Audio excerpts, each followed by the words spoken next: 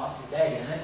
A nossa marcha aqui, eu estou falando hoje, a gente vai falar, terminar a renormalização daquele eixo equatorial, e vamos falar um pouco daquele escalar e daquele para bordos vetoriais carregados massivos, né? Mas vou terminando só aquele eixo equatorial, né? Então, a ideia do lagrangiano daquele, vou colocar assim, aquele. Então, a nossa ideia é que o que nós estamos entendendo de uma teoria renormalizável, né? A ideia é a gente ter o lagrangiano de partida, então, parte do nosso lagrangiano.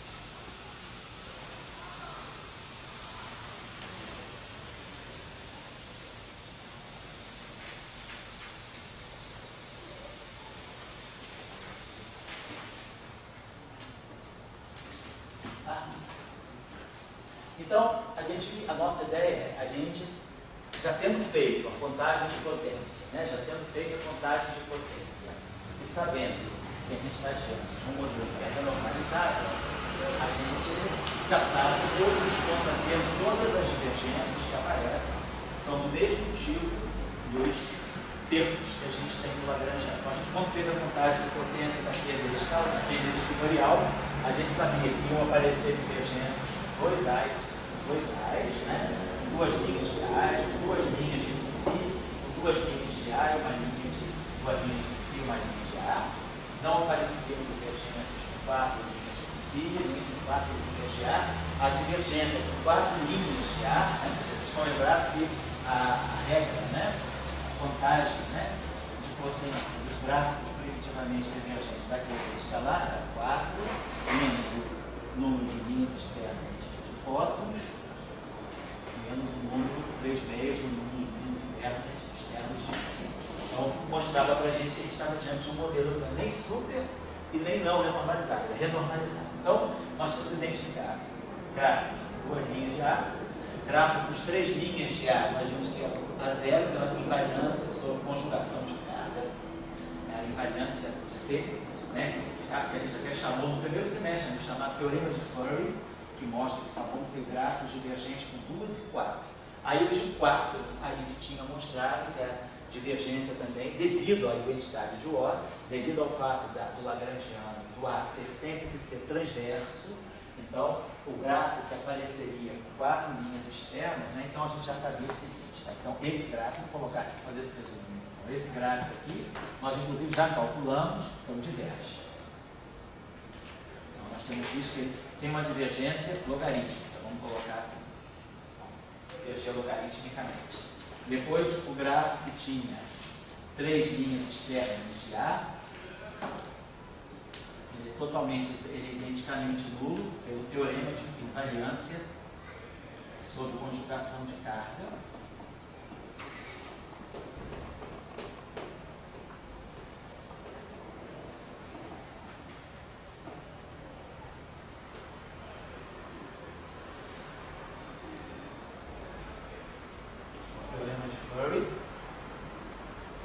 E depois o gráfico que dava as 4 divergências,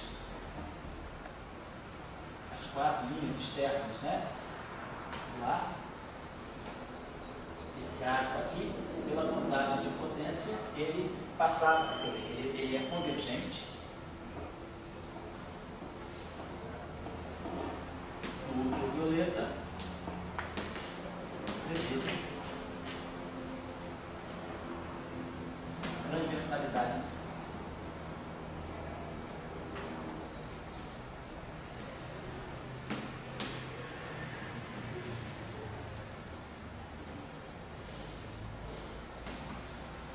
Então isso dava para nós uma ideia de que realmente a única divergência presente com linhas de foco é essa aqui. Tem Depois, nós temos visto que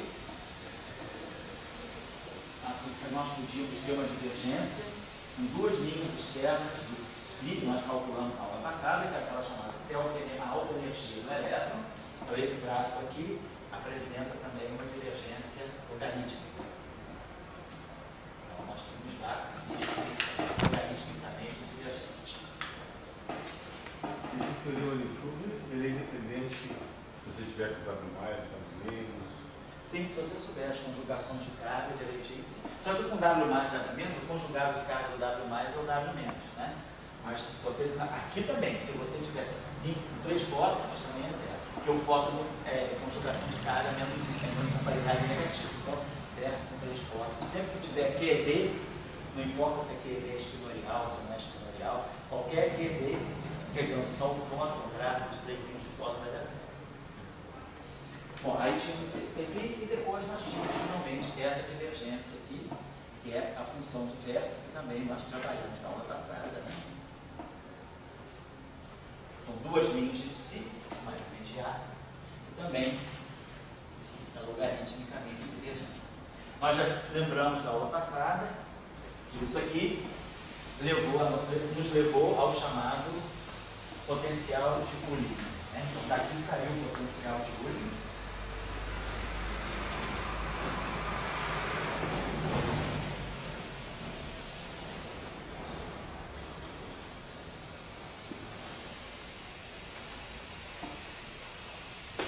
Além de sair, entendeu, o potencial de Uli aqui, nós sabemos que esse gráfico, depois nós vamos discutir, ele vai dar uma correção, vai ser responsável por aquele fenômeno, aquele splitting nas linhas do átomo de hidrogênio que nós chamamos de Lamb-Chip, que é um fenômeno tipo da teoria de campos que não aparece nem na mecânica quântica relativista. Depois nós vamos falar mais sobre isso. Então, esse era, vamos dizer assim, isso aqui é mais ou menos uma espécie de report de por que a eletrodinâmica quântica é normalizada. Nós já tínhamos calculado, né, todos pelo menos as partes infinitas desses diagramas que são divergentes e tínhamos jogado os contratermos correspondentes. Então, o nosso ponto é esse. Sabendo então que nós estamos diante de um lagrangiano que é renormalizável, o que a gente faz? Qual é o nosso procedimento? Nós já escrevemos o lagrangiano em termos dos campos renormalizados. Então, o que a gente renormalizar? Então, no momento que eu sei que isso é renormalizado, o que eu faço? A gente primeiro foi, quando fez a regularização, a gente foi para D igual a 4 menos epsilon dimensões. Então, nós fomos para D igual a 4 menos epsilon dimensões. Vimos que nesse espaço aqui, né, quando a gente muda a dimensão, a constante de acoplamento ela passa a ter uma dimensão de massa elevado a epsilon sobre 2. Então, qual foi o nosso procedimento? Nós mantemos a constante de acoplamento adimensional, mas a gente redefine. Então, isso aqui nos levou a uma redefinição. Nós substituímos o E, então nós vamos trabalhar com uma constante de acoplamento renormalizada, que é μ elevado a epsilon sobre 2, vamos substituir o E pelo... Então, a gente faz essa substituição. Quando eu estou com a teoria já regularizada em epsilon, em D menos E, em 4 menos epsilon dimensões, eu já vou trabalhar então com todas as grandezas renormalizadas. Então, quando eu agora coloco aqui que eu estou em 4 menos epsilon dimensões, eu agora é lícito eu colocar aqui tudo renormalizado. Então, aqui vai aparecer o campo de fóton renormalizado. Vamos dizer, aqui vai estar renormalizado. Aqui vai estar todos os parâmetros, mesmo que ele fixe, tudo renormalizado. Então agora a gente pode dizer, vamos começar com tudo renormalizado. E aqui vai ficar o μ elevado a epsilon sobre 2, R renormalizado, ψ renormalizado.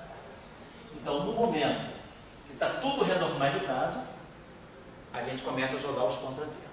Agora, vamos dizer, a gente fez os cálculos dos gráficos. Quando nós calculamos os gráficos, nós calculamos esses gráficos todos em D menos epsilon, em 4 menos epsilon dimensões. Então, nós estamos calculando com a teoria regularizada.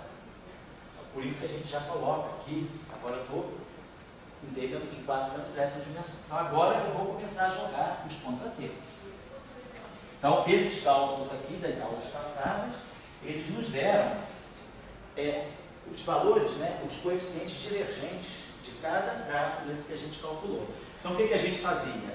A gente jogava exatamente o oposto dele no lagrangiano, que é o chamado contratermo, para poder curar as divergências que apareciam. Então esse termo aqui, ele acrescentava a esse termo aqui menos um quarto, e aí a gente chamava isso aqui de KA, o contratermo lá, e aí F μi renormalizado ao quadrado. Então, esse campo aqui, né, esse termo aqui, ele pede um contratermo. Vamos jogar aqui o contratermo para esse cara aqui, mais 1 sobre 2 alfa R, contratermo. Só aqui, lembrando, esse termo aqui, nós vimos que não havia correção, não há uma correção. Quando a gente calcula o gráfico do fóton, o gráfico com 2 fótons automaticamente sai transverso e a parte longitudinal não interage. Na eletrodinâmica, nas teorias abelianas, né, sem autoacoplamento do fóton, a parte longitudinal não autointerage, então não tem contratermo para cá. Então, aqui, nós ao colocarmos esse termo aqui, a gente deixa, ele não vai pedir um contratermo independente. Então, não há um contratermo independente para esse objeto aqui. Então, a gente já falou na aula passada, ele se renormaliza só por isso. Então, não estou escrevendo mais, não há contratermo para o gate fixe. Não há contratermo gerado para o gate fixe. Então, esse termo não pede contratermo. Aí, esse termo que pede contratermo. Então, a gente aparecia aqui agora um kappa psi, nós tínhamos calculado, vimos que precisava jogar, calculamos a self-energy e pegamos a parte divergente e jogamos aqui o oposto dela, que vai ser então psi normalizado e, vamos ver, psi normalizado. Aí aqui temos um contratermo de massa, N normalizado, psi normalizado lá. E aqui nós vamos jogar um contratermo chamado vértice, é o que a gente chama de capa vértice. Pode chamar capa vértice, tem livro que chama de capa 3. Tem a posição, eu prefiro colocar capa V para lembrar bem que é o vértice. Então, capa V, e a epsilon sobre 2, é normalizado.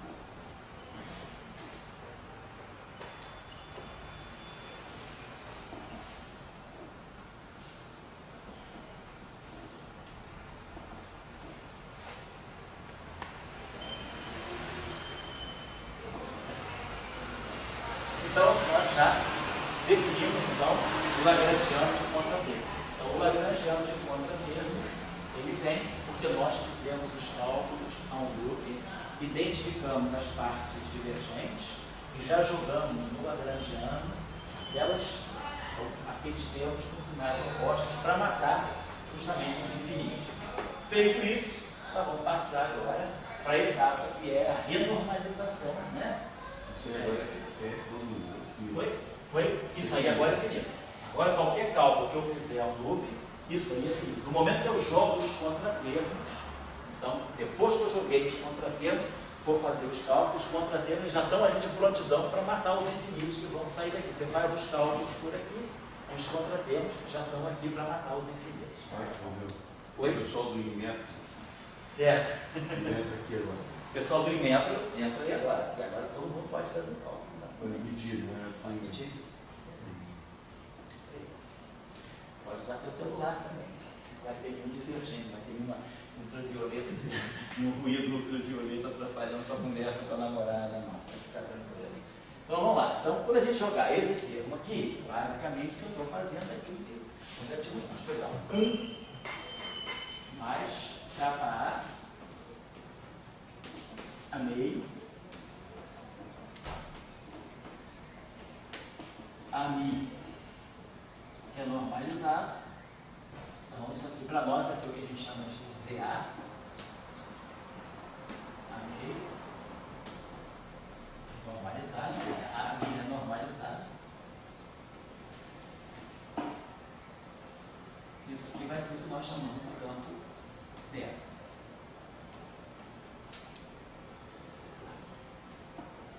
Então, vamos escrevendo aqui. O campo beta, Oi? seria o campo capa A, capa B?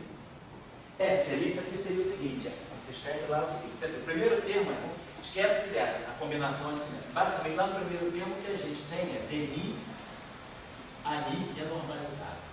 E aí, vezes, claro, DNI, ANI renormalizado. O primeiro termo. Aí o segundo termo vai ser menos 1 quarto, menos isso, menos então.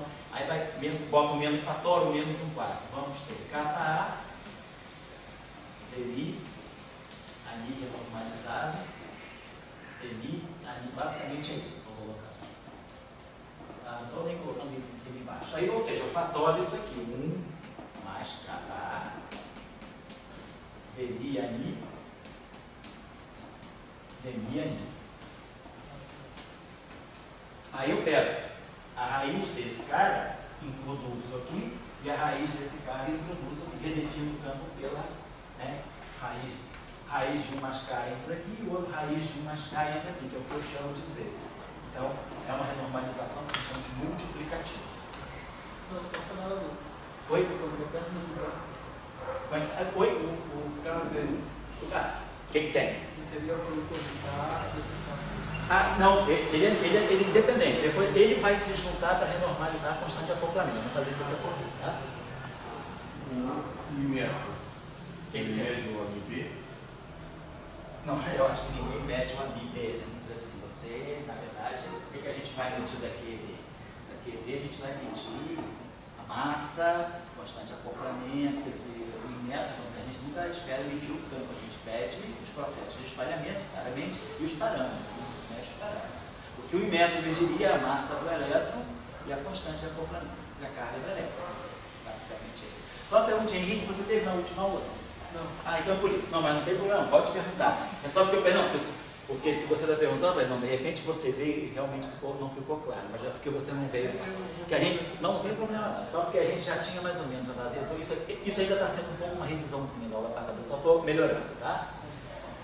Pode perguntar à vontade, não tem problema. Então a gente já cuidou. Então esse termo e esse termo já se juntaram para formar isso aqui. Então já vou apagando, tá? Esse termo aqui e esse termo, já juntei os dois. Pode falar. O método mede campo elétrico. Isso. Certo? E daí o campo elétrico não demonstrar. E se há que entra no campo elétrico? Certo. Não, eu diria o seguinte, vamos pensar o seguinte. Vamos dizer, classicamente, vamos dizer assim, macroscopicamente, claro, o método vai medir o psi, vai medir o F, vai medir o F. Claro, nós sabemos que o potencial importante, quem é importante é o ar. Quando a gente está no processo, olhando a coisa microscopicamente, olhando o processo de que você está estudando o espalhamento quântico, o espalhamento luz-luz, né? Está o espalhamento de fóton com fóton, saindo de fóton com fóton com outras frequências. O que você vai medir, no caso da teoria microscópica, é o fóton, quer dizer, seria a partícula com a dada frequência, com o dado comprimento de onda. Quer dizer, o campo em si, você não vai medir. A gente sabe que não significa que o campo A não seja físico. A gente já sabe da mecânica quântica que o ar tem uma consequência importante no efeito Aharonov-Kasha. No efeito Aharonov bom e também, claro, no efeito Aharonov-Kasha. A gente sabe que o ar ele influencia na física diretamente. Mas a gente não está medindo o potencial do todo, a gente está medindo na mecânica quântica ou a gente está medindo o efeito Aharonov-Kasha, a interferência devido à presença do campo magnético, do potencial magnético, ou a gente está medindo o espalhamento fóton-fóton. Você não vai medir o ar. Quanticamente, quando a gente quantiza, a gente esquece o campo E e o campo B. A gente está realmente quantizando o campo A, o que é importante na teoria. Quando eu quantizo o campo eletromagnético, eu estou quantizando o campo A. Mas não significa significa que eu vá medir ele, eu vou medir as excitações que ele produz, que são os fótons com diferentes frequências. Eu acho que isso é isso. Aí vou medir os espalhamentos, vou medir as seções de choque, tudo a partir do ar, eu não vou medindo lá. Quer dizer, o cara do imetro lá, ele não vai medir lá. Se ele pega um laser, ele vai estar medindo o E e o B do laser, mas não o A. Então, vamos dizer, esse FMR menos o KA, FMR, esse daí é que o metro mede. É. Aí, Isso. O que você mede, então você calcula as grandezas disso, você calcula nesse contexto aqui. Quando eu agora juntei esse com esse, para formar aquela grandeza beta, eu apago isso, e apago isso, e aí, isso aqui é o beta. Na verdade, isso aqui, ele é a composição de duas partes. Uma parte que eu faço o cálculo da infinito, a outra parte que já deixou os infinitos armazenados para aquele resultado, ele cancela exatamente o resultado do infinito que eu deixei aqui embaixo. A parte de contratermo é como se ela ficasse de prontidão. A hora que o infinito sai daqui, o contratermo come. E aí torna a coisa finita.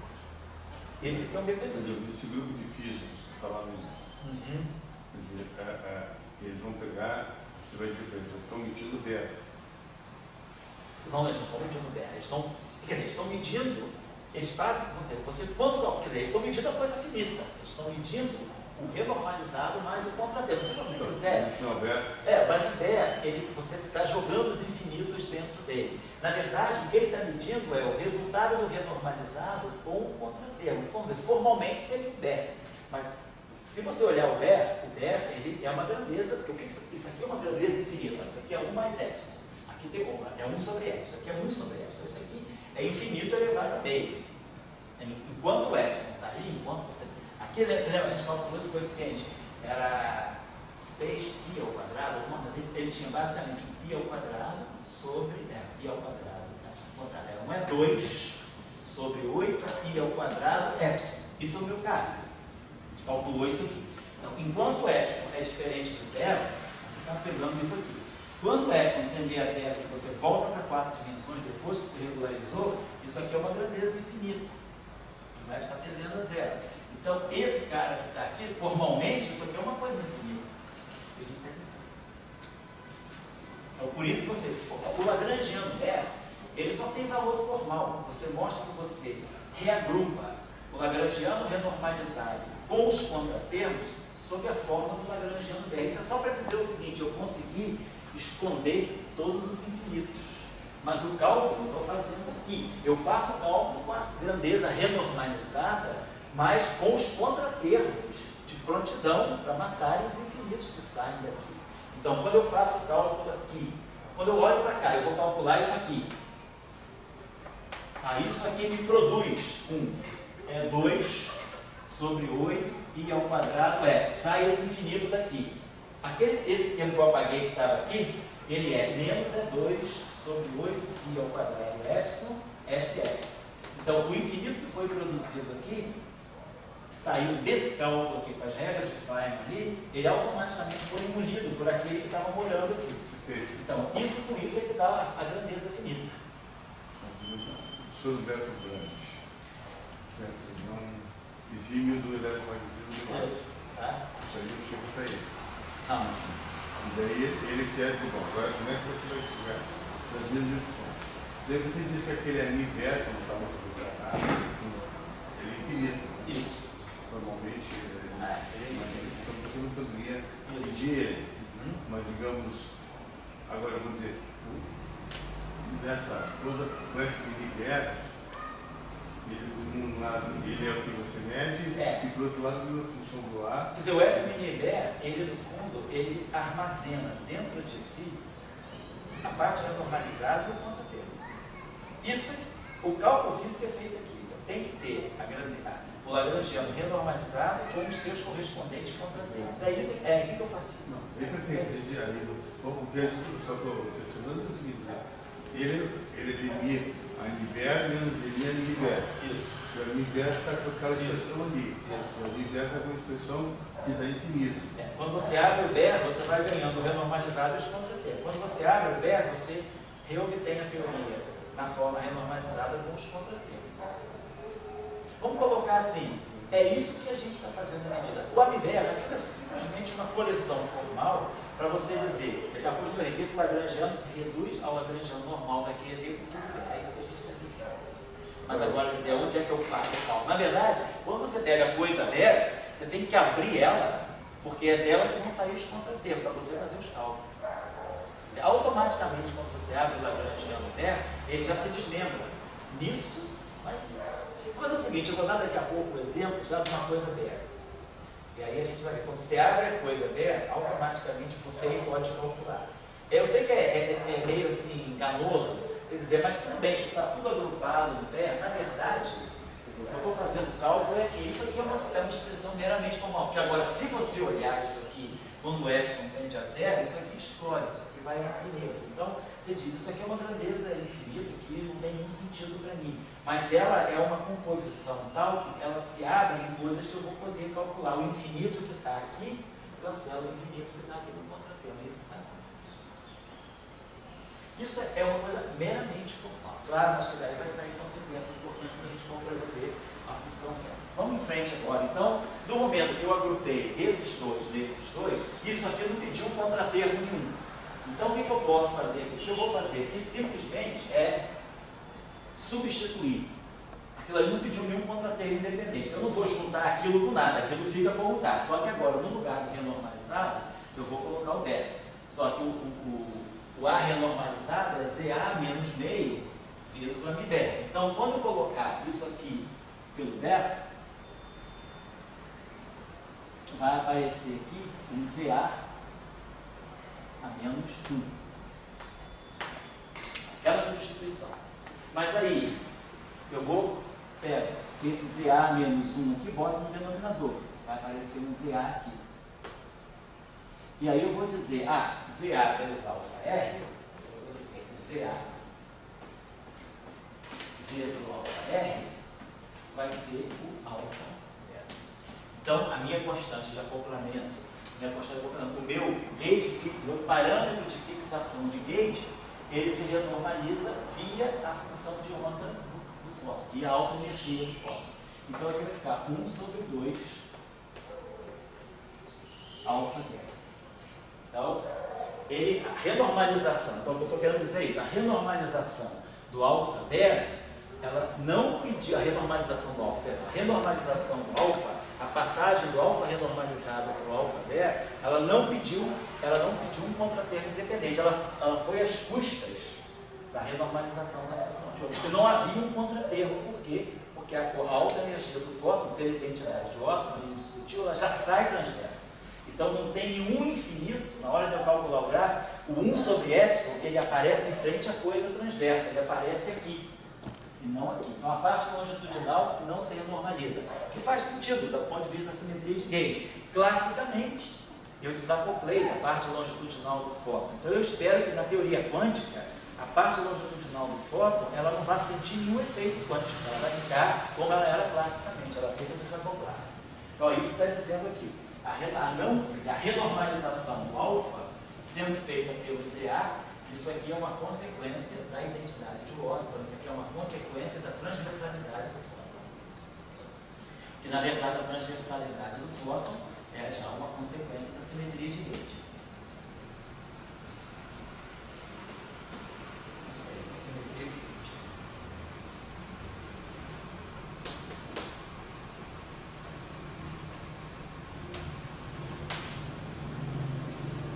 Agora, de novo, aqui nós calculamos esse gráfico. Na aula passada, vimos que daqui saía no infinito 1 sobre epsilon exatamente dessa forma. Então, ali teria. Aí a gente jogava o oposto dele no livro. Então, esses dois caras vão se juntar da mesma forma que o ZA se juntou. Então, nós vamos formar aqui 1 mais kappa psi a meio. Normalizado, isso aqui vai ser psi, psi é normalizado, o que nós vamos identificar como está definindo como o psi é. Então, formalmente, eu consigo juntar esses infinitos, né? Aqui, então esse termo aqui sair. E aqui nós vamos ficar com psi zero. E aqui com psi zero.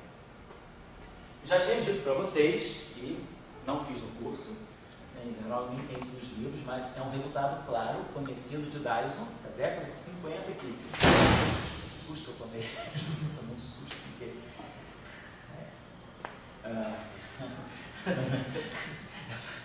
Tipo uma pegadinha, dá para depois quem está assistindo o curso aqui, pô, tomei um susto. Então, olha só, perdão. Então, tem um resultado que diz que se nós escolhermos o parâmetro de gauge de uma tal maneira, ao fazer o cálculo da alta energia do fóton, do elétron, ao calcular o gráfico de alta energia do elétron, nós podemos sempre escolher o parâmetro de gauge de tal maneira que o Kpsi, ou seja, que não haja infinito ligado a parte em 1 sobre S, que é infinita, que sai do nosso cálculo, saiu desse modo, né? Psi barrado, gama mi, Pmi, psi, quando nós fizemos o cálculo, aparecia desse gráfico aqui, quando nós calculamos esse gráfico aqui, um loop, né? Era esse gráfico, na verdade. Nós vimos que saiu um infinito aqui, que era menos P slash, e aqui tinha um coeficiente, que era alguma coisa, 2, π ao quadrado, π ao quadrado, tinha 1 sobre epsilon aqui. Então, nós podemos, escolhendo o gauge convenientemente, nós podemos, vai acontecer que esse termo aqui, se eu escolher um certo alfa, esse termo não aparece. Aquilo que seria o infinito associado à renormalização da função de onda do elétron pode ser cancelado. Então, a renormalização da função de onda do elétron ela não é mandatória. Ela no gauge de Feynman ela aparece, mas eu posso escolher um gauge onde ela é cancelada. Então, vamos dizer, eu esteja trabalhando num gauge onde ela aparece. Então, esse Kpsi não é zero, ele está aqui. E aí eu tenho que renormalizar o que nós chamamos de renormalização da função de onda do elétron. Então, eu tenho que fazer, mas a gente sabe que é possível escolher um gauge onde isso não aconteça, que é um resultado de Dyson. Então, no caso, o resultado antigo ali, né?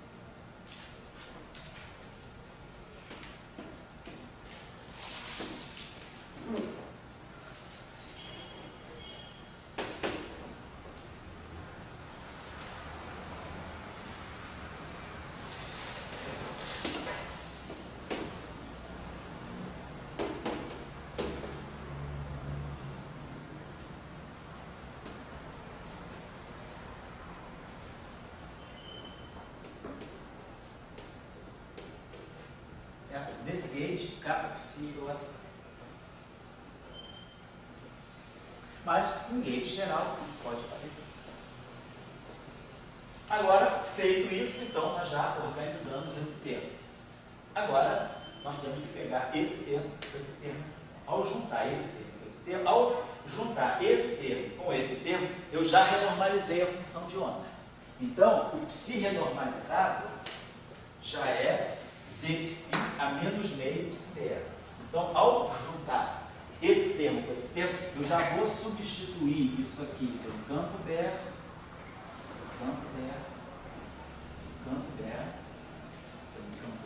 e aí aqui já apareceu um Z psi a menos 1, e aqui já apareceu um Z psi a menos 1. Então, na hora de juntar isso tudo, eu vou pegar 1 mais kappa n, pegar 1 mais kappa n,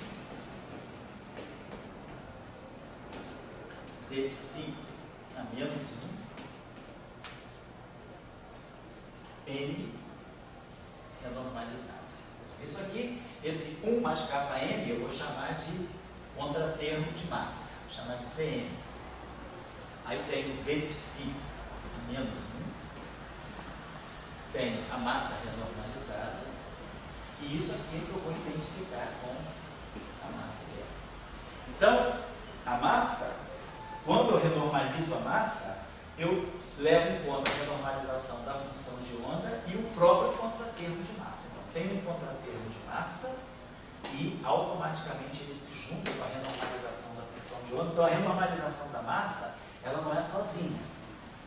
Ela vai pelo contratermo de massa aqui. Então, esse termo aqui agora juntou com esse, como nós fizemos a manipulação. Então, isso aqui produziu para nós esse menos MD psi barra psi.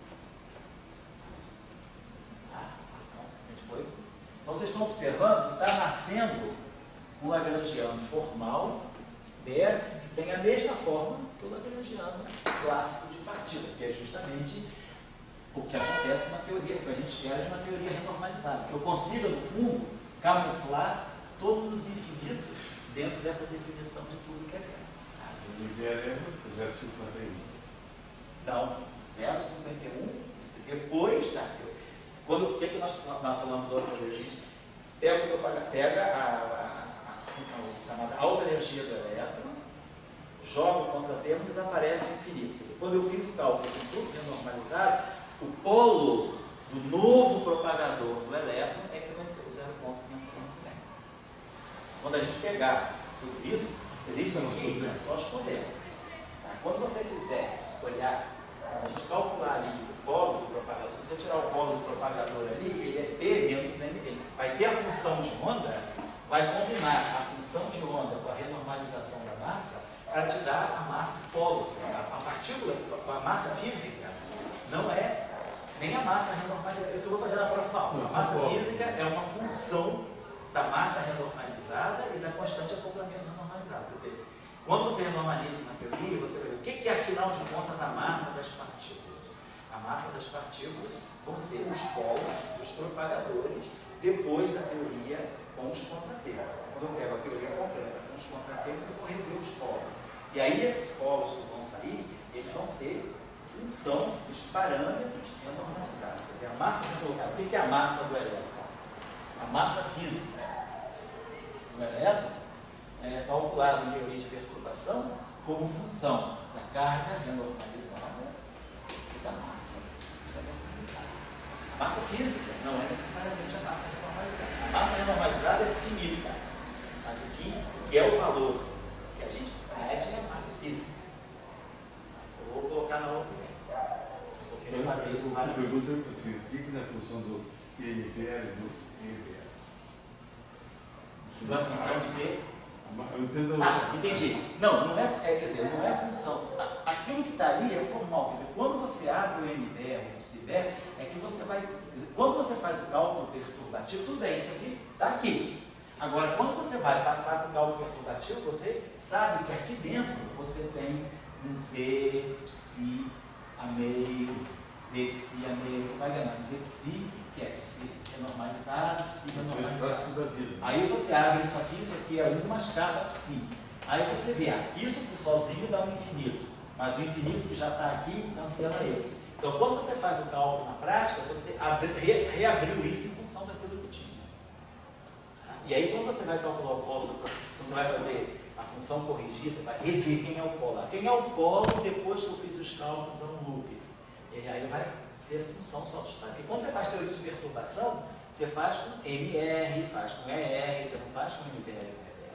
O EBR ele simplesmente serviu para guardar tudo para você, mas na hora de fazer o cálculo você tem que abrir. Você faz o cálculo em função das grandezas renormalizadas.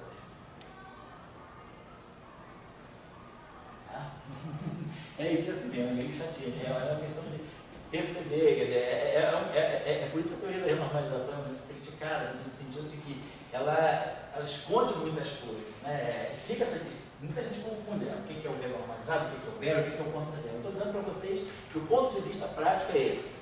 O que é BER é apenas uma coisa formal. Ele se desdobra, ele se abre no renormalizado mais os contratermos, escrito também em função da grandeza renormalizada.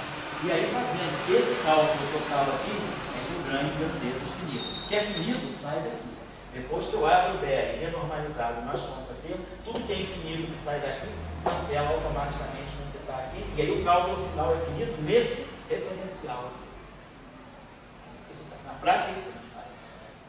Então o BER é só para a gente dizer, todos os infinitos que apareceram, eles puderam ser reagrupados direitinho, de tal maneira que o lagrangiano renormalizado mais o lagrangiano de contratermos, eles se reúnem para dar um lagrangiano BER que tem a mesma forma que o lagrangiano clássico. É isso que esse que é o ponto. Está tudo aí. Então agora, isso que nós já fizemos, está faltando agora só juntar isso com isso. Então, de novo, a esse ponto, o que eu já tenho? Eu já sei todos os campos renormalizados em função da relação entre renormalizados e BER. Então, quando eu juntar esses dois termos, na verdade eu estou fazendo isso aqui, ó. 1 mais kV, é o contratermo do vértice. Muita gente chama de K3 às vezes, né? Estou juntando isso aqui, aí vai aparecer aqui o mi elevado a epsilon sobre 2. Aí está aparecendo aqui não é renormalizado. Aí os psis renormalizados vão gerar um z psi a menos 1 e o A renormalizado vai gerar um ZA menos meio. E aí eu vou ter psi BER dado, gama mi, psi BER a mi BER. Então, isso tudo aqui é que eu vou juntar para dizer que é o meu BER.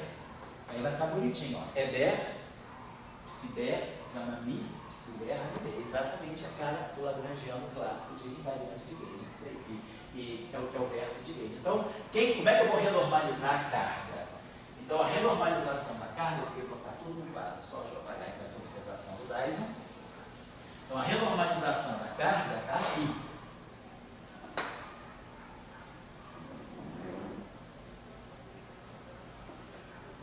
Eu vou 1 mais kV, eu vou chamar de ZV. Então, esse ZV aqui é aquele 1 mais kV. Aí nós temos Z psi a menos 1.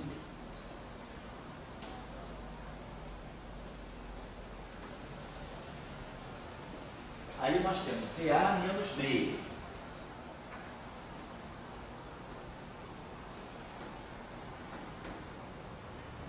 Aí nós temos mi a epsilon sobre 2. É renormalizado.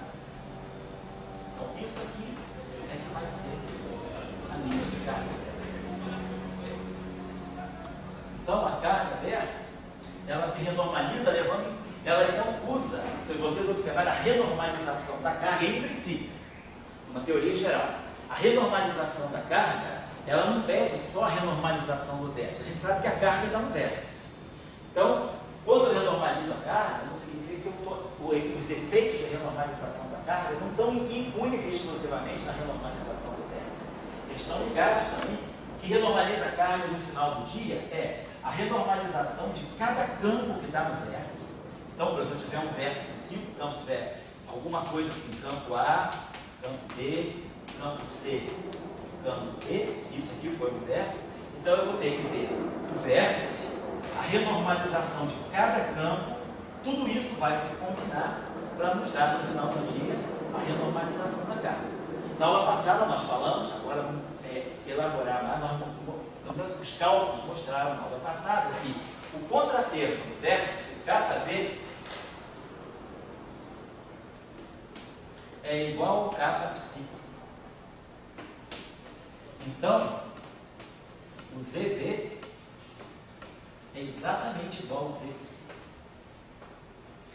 Isso aqui também não é casual. Na aula passada a gente deu os valores. Eu falei, hoje nós vamos trabalhar mais isso, é a chamada lá de identidade de ordem. Vamos ver por que o cálculo revela esse resultado. Então, por que essas duas renormalizações morrem no final do dia? Então, na eletrodinâmica quântica, ao renormalizar a carga, na verdade eu não preciso nem renormalizar o vértice. A renormalização da carga está toda na alta energia do fóton. Então, quando eu renormalizo a alta energia do fóton, eu automaticamente estou renormalizando a carga. Então, por exemplo, na eletrodinâmica quântica, o fato dela não ser assintoticamente livre, quando a gente for estudar a função beta, está tudo aqui. O cálculo da função beta, que no fundo é a renormalização da carga, ele vai envolver só a renormalização da função de. Então, esse gráfico pequenininho, esse gráfico tão simples lá da QED, que nos dá o potencial de Ullin, que renormaliza o campo do fóton, na verdade ele já está renormalizando a própria carga do elétron, porque ele é que sobra. Isso se cancela. Então, por que a renormalização do vértice cancela a renormalização da função de onda do foco do elétron? Por que essas duas renormalizações são iguais? Não é coincidência. Então, vamos trabalhar um pouco esse detalhe agora. Então, no final, deixa eu apagar isso aqui, então, no final de tudo, a renormalização da carga está feita dessa maneira. CA menos meio e a F sobre 2 é renormalizado. Isso aqui é o meu EV. É dessa equação que vai sair uma equação que dá, que nós vamos estudar, que dá a função dele. Nós vamos estudar aqui, mostrar a independência do Weber. O Weber ele vai esconder, ele não vai saber da escala de energia. Então, o fato desse objeto aqui não depender de mim, ao derivar isso aqui em função de mim, tem um mi, nós vamos depois elaborar melhor, tem um mi escondido aqui, claro. Então, ao i tem um mi escondido aqui, então, ao fazer mostrar que esse objeto aqui é independente de mim, da escala de energia, sai a função dela. E aí nós vamos trabalhar a função dela. Mas o que eu quero chamar bastante atenção na QED é que, na verdade, o que a gente está renormalizando então na QED? Na verdade, o que a gente viu aqui, essa renormalização aqui é aparente. Ela não é necessária, porque eu posso escolher um gauge onde cada psi seja zero. Então, essa renormalização, ela é dependente do gauge. Eu posso sempre me livrar dela. Então, não é uma renormalização realmente efetiva. A massa seria... Então, o z psi pode ser igual a 1. Então, se o kappa psi é zero, o z psi é 1. Então, o kappa psi é zero. Então, psi renormalizado. Então, z psi é igual a 1. Então, isso aqui não tem. Então, eu renormalizo a massa apenas porque a renormalização da massa. E essa renormalização que está aqui é a mesma que está aqui. Tá, o fator é o menos no meio. Quem é o ZA? Então, o ZA que está aqui é o mesmo ZA que está lá. Então, na verdade, eu posso escolher que aquele ZA vai renormalizar a carga. Então, na eletrodinâmica quântica, o que a gente está realmente fazendo é renormalizando a carga do elétron e renormalizando a massa do elétron. Então, o elétron, ele carrega todas as renormalizações. Acabou-se. E o fóton, ele fica espectador. Ele que dá essa renormalização, mas, na verdade, aquela renormalização não é para ele, vem para cá.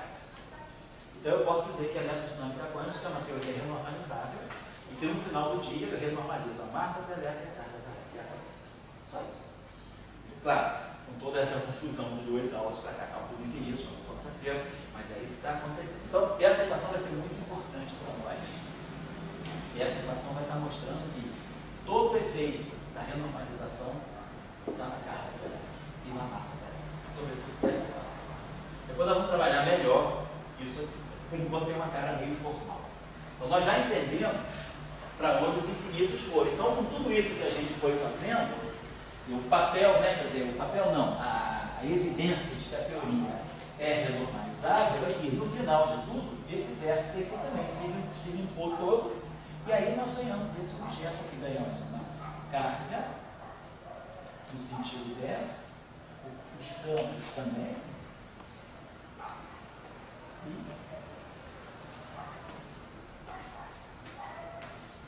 então, o sentido da renormalização está aí. Eu chego a um lagrangiano onde eu consegui esconder todos os infinitos dentro de um lagrangiano aberto que tem a mesma forma que o lagrangiano de partida. Isso diz o seguinte, não sobrou infinito. Todos os infinitos puderam ser acomodados certamente. Então, mas na verdade, o que a gente tem que lembrar é que isso aqui, ele está, na verdade, dando para nós o lagrangiano renormalizado, tudo renormalizado, mas o lagrangiano com todos os pontos. Na verdade é isso. O Baire, ele se desdobra em renormalizado mais contra T. E é aqui que nós fazemos os cálculos.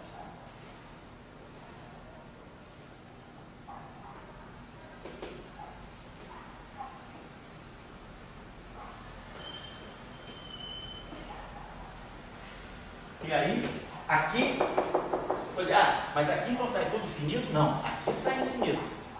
O infinito que sai daqui, automaticamente é cancelado pelo que eu coloquei aqui.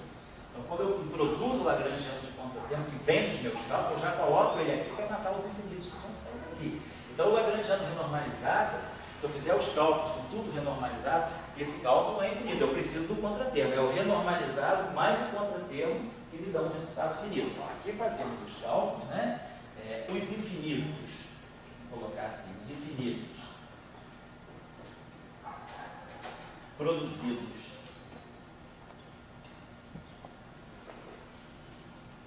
em LR são cancelados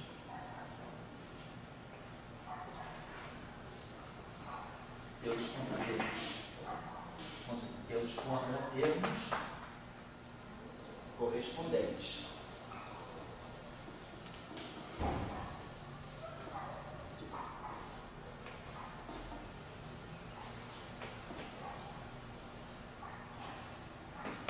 De tal forma que o resultados finais, né, são finitos.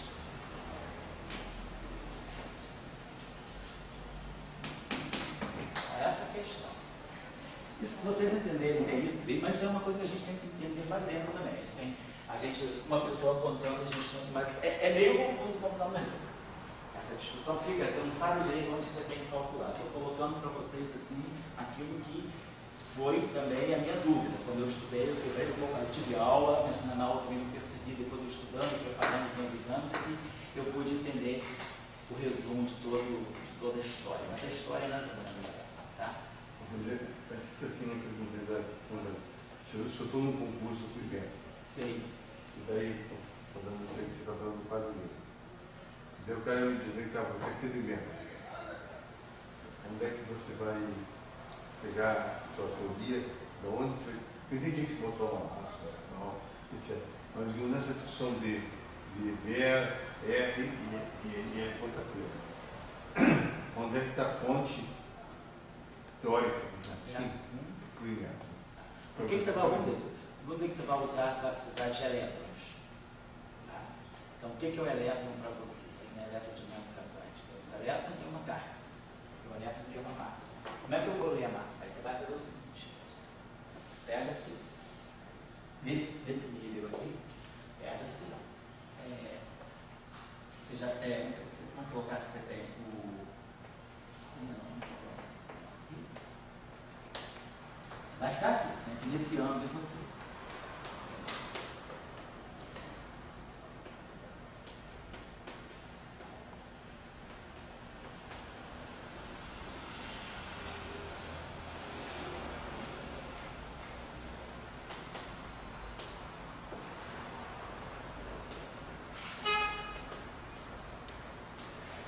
Só recolocando o que eu tinha, eu estou abrindo o BER, na verdade.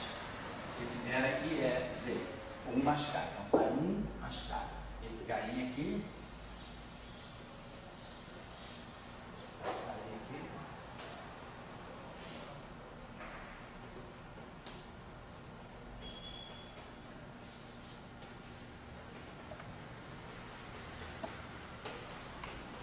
O que é a massa de uma partícula? A massa de uma partícula é o polo do seu propagador.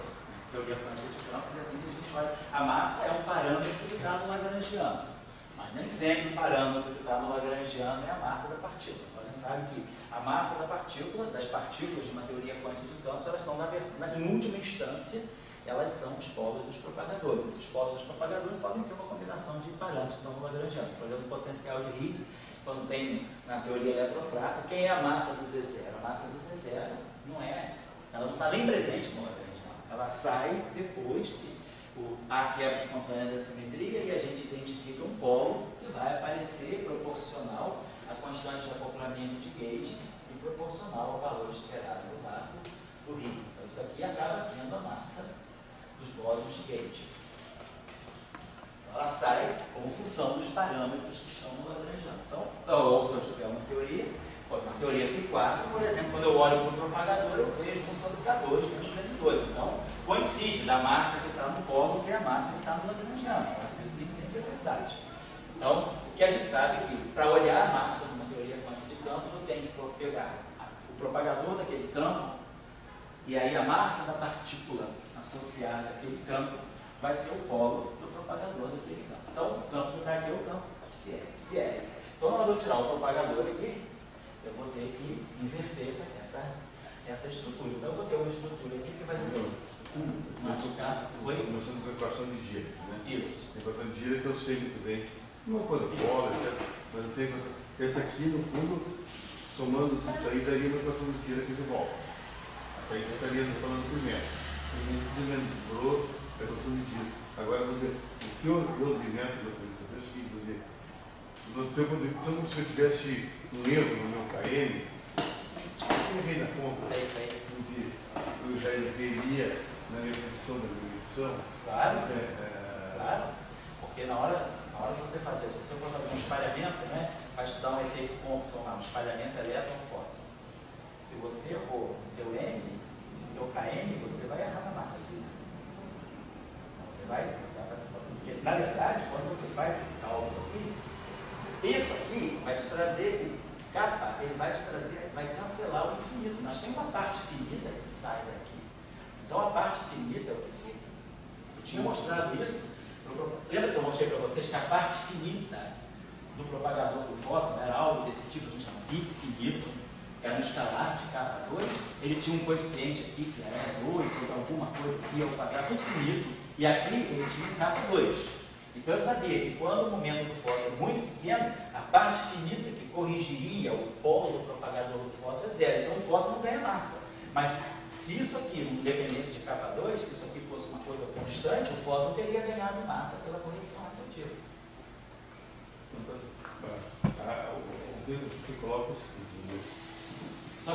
só para finalizar esse discurso. Quando eu faço o cálculo aqui, vai sair uma coisa aqui, um pedacinho infinito e uma parte finita. O pedacinho infinito vai cancelar com um contratermo. O contratermo é justamente o oposto do pedacinho infinito. Por isso que eu faço o cálculo. Eu faço o cálculo a um loop, identifico todos os pedacinhos infinitos e jogo as partes opostas, jogo os contratermos com os sinais opostos. Aí quando eu faço o cálculo, de novo, os infinitos que vão sair daqui cancelam com os infinitos que vão sair daqui, mas fica uma parte finita. Então, quando a gente calcular esse gráfico que está aqui, a parte infinita dele cancela com aquele kappa psi, mas vai sair uma parte finita. Então, quando você for olhar o propagador a um loop, você vai inverter uma expressão que depende de P2. Então, o polo já não vai ser mais P2 igual a massa que estava na trilégua, vai ser uma outra massa que vai levar em conta as correções não efetivas. Isso eu vou querer mostrar na aula que vem. Eu queria hoje fechar só o discurso da renormalização e na aula que vem mostrar como é que eu calculo a massa física do elétron. Então, a massa física do elétron ela é calculada em teoria de perturbação como uma função da massa renormalizada e da carga renormalizada. Então, a grandeza renormalizada ainda não é a grandeza física. Ela te permite fazer o cálculo físico, mas o valor físico é uma combinação delas. Eu vou dizer o seguinte, já uma coisa que eu não sei se eu estou entendendo, se eu entendi alguma vez isso. Eu sempre entendi o seguinte, nem o Dirac disse que a massa era 0,51. Ele botou uma equação e diz, bom, agora é esse valor eu fito. É isso ali. Aqui acontece a mesma coisa, você não está fazendo uma predição não, de 0,51. Você está somando o infinito com o infinito e daí fazendo isso, Bruno, eu não estou fazendo uma predição, eu estou falando o seguinte, quando eu calcular a massa física do elétron, ela é função de MR e de ER. Isso é que é 0,5 metros. Isso me permite fazer uma estimativa para quem é MR. Então, você entra na tua teoria tem um parâmetro. Se fosse isso, eu não estava no mecanismo disso. Você saberia calcular a massa pelo próprio efeito quântico. Então, quando você faz isso, e tirar que ele não, mesmo eu não digo nem tirar, a eletrodinâmica quântica, ela não prevê a massa do elétron. Ela fita a massa, ela te dá uma equação transcendental, com logaritmos envolvendo MR, tal, e aí você diz, isso aqui eu quero que seja 0,5 metros, por C2. Quando você fixar aquilo, você vai ter uma relação que vai te dar MR. Então, a massa renormalizada, ela é um parâmetro finito em termos do qual você calcula a massa física do elétron. Mas a massa física do elétron é fitada.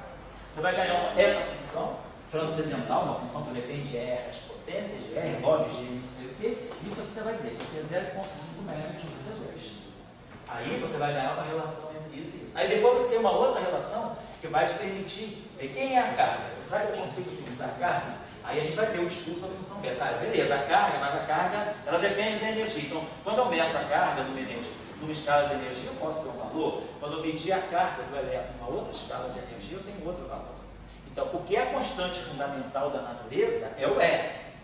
Mas em teoria de perturbação, a carga renormalizada, ela não é o E.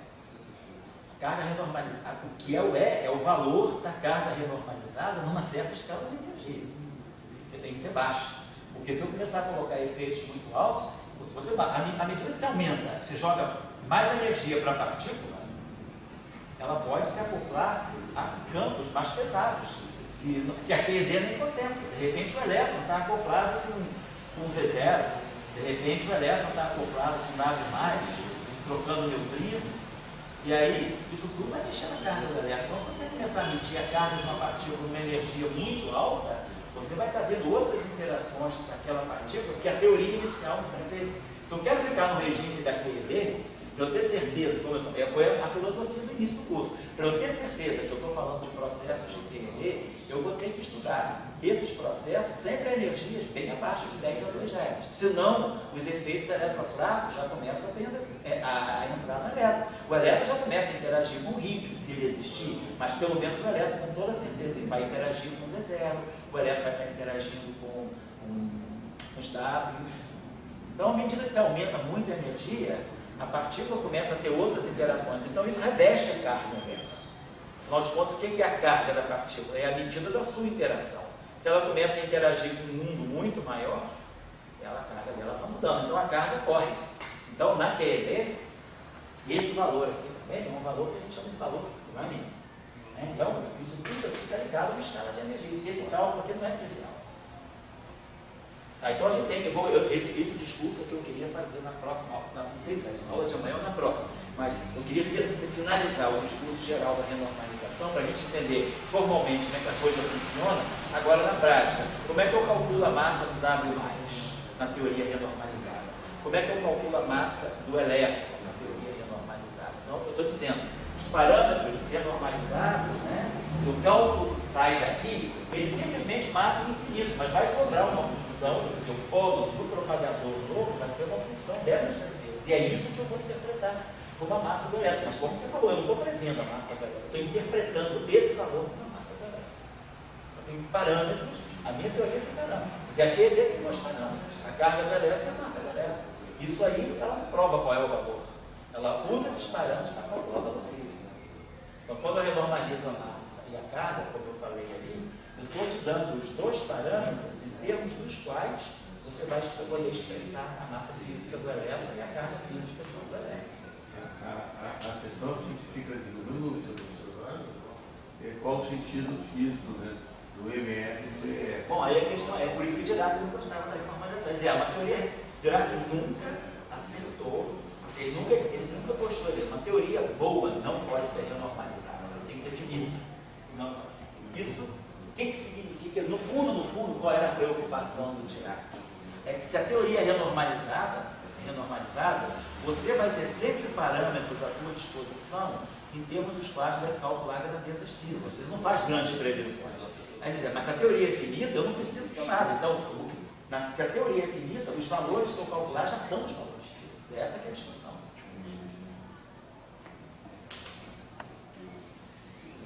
Vamos fazer o seguinte agora. Vamos dar uma contemplada naquela discussão aí. Então, o nosso problema agora vai ser voltar a justificar por que é que isso aqui mata isso. Por que é que o contratermo do vértice é igual ao contratermo do psi e por que essas duas constantes de renormalização estão aqui aparecendo automaticamente. Oi? O método que é uma teoria finita. O método que é uma teoria finita. Então, Dirac seria o bom diretor do IMET. Coitado do Dirac, ele era o Dirac que trocava de uma lâmpada.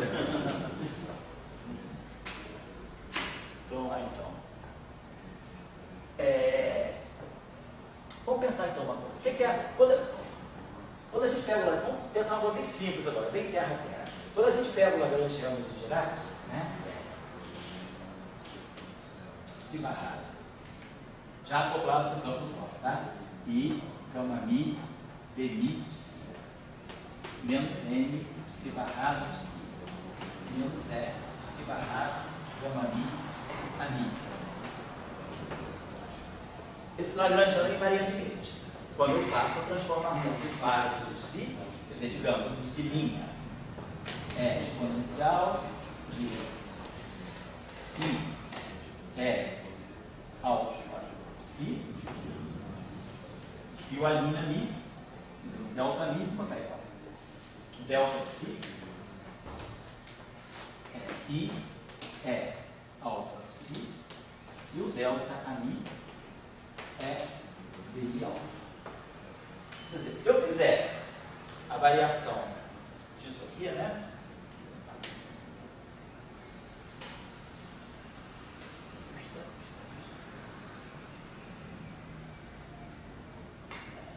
Legal? Só assim.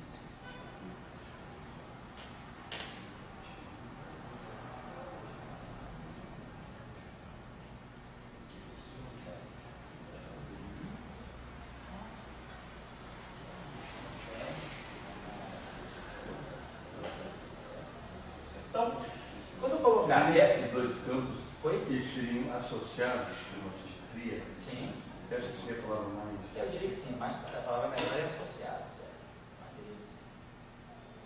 Então, se eu colocar, se eu fizer essas transformações aqui, esse Lagrangiano é invariante. Mas aonde é que sai? O que mata o quê? Aonde é que está o momento da invariância? Esse termo aqui,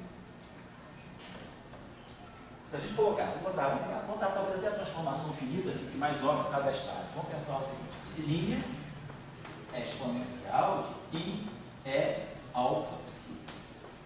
E a linha é a mi mais d alfa. Se eu colocar essa transformação aqui, eu vou, essa fase, aqui fica uma fase limpa. Essa fase limpa vai matar essa fase. Mas eu vou produzir um termo novo, que vai ser a derivada da exponencial. Então a derivada da exponencial ela vai me produzir aqui um I é d alfa.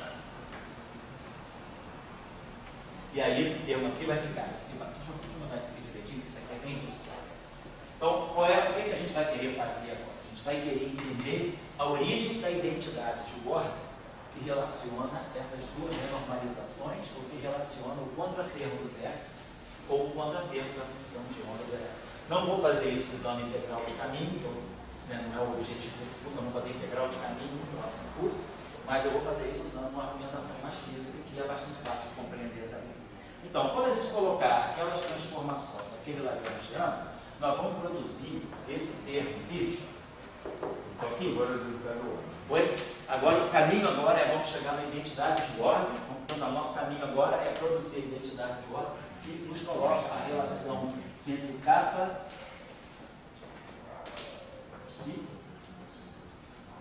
igual a kappa. Vamos querer chegar a isso aqui, igual a kappa aqui.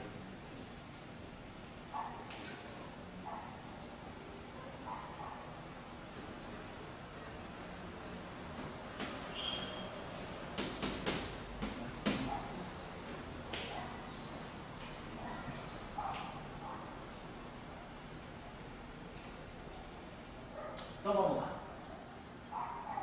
Quero explicar, mas estou partindo de outra coisa. Vamos dar o Lagrangiano clássico. Vamos ver como é que está. Aonde é que acontece a simetria de Gauge?